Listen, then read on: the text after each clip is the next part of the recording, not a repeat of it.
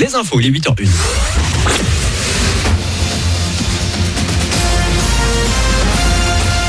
Toute l'actu sur Monaco Menton avec Frédéric Plat.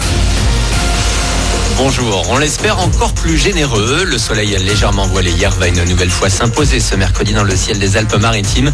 Jusqu'à 22 degrés sont prévus cet après-midi. On a 10 de suite à Sainte-Agnès, c'est la même à Menton. C'était la météo sur Énergie avec le Tage, restaurant indien à Menton, en livraison à domicile et vente à emporter.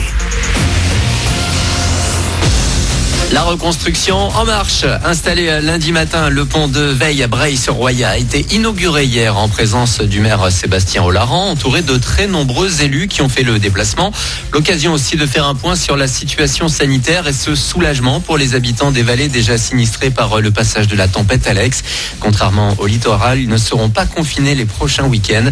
La députée de notre circonscription, Alexandra Valletta-Ardisson. La situation sanitaire nous permet pas de ne pas confiner le littoral. Par contre, elle nous permet pour le moment de mettre à l'écart et de ne pas isoler et confiner le haut des vallées.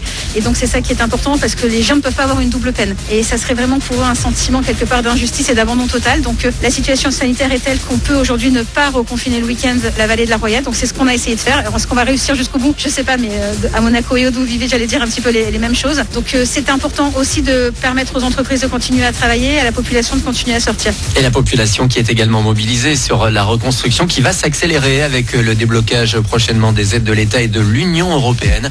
On parle de plusieurs centaines de millions d'euros. Des dates ont également été annoncées hier. En plus de la mise en place prochaine de plusieurs ponts provisoires pour désenclaver un peu plus la vallée, on sait aussi que la route entre Vintimille et Breil sera rouverte en juillet.